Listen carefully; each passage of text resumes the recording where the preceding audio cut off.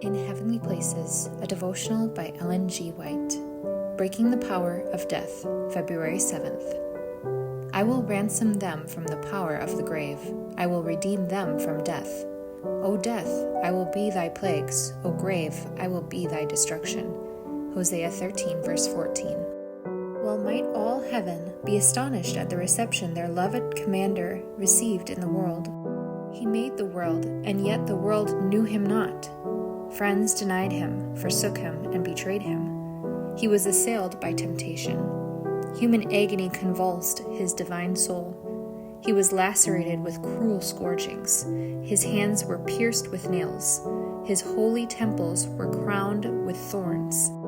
It was the working of Satan's machinations that made the life of Christ one dark series of afflictions and sadness, and at last he compassed Christ's death.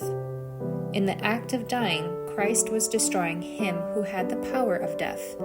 He carried out the plan, finished the work which, from Adam's fall, he had covenanted to undertake. By dying for the guilt of a sinful world, he reinstated fallen man on condition of obedience to God's commandments, in the position from which he had fallen in consequence of disobedience. And when he broke the fetters of the tomb and rose triumphant from the dead, he answered the question, "If a man die, shall he live again?" Job 14, verse 14. Christ made it possible that every child of Adam might, through a life of obedience, overcome sin and rise also from the grave to his heritage of immortality purchased by the blood of Christ. Our salvation was wrought out by infinite suffering to the Son of God. His divine bosom received the anguish, the agony, the pain that the sinfulness of Adam brought upon the race. The heel of Christ was indeed bruised when his humanity suffered, and grief heavier than that which ever oppressed the beings he had created weighed down his soul as he was engaged in paying the vast debt which man owed to God.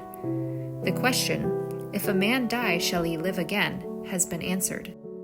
God in human form has brought life and immortality to light through the gospel. In dying, Christ secured eternal life for all who believe in him.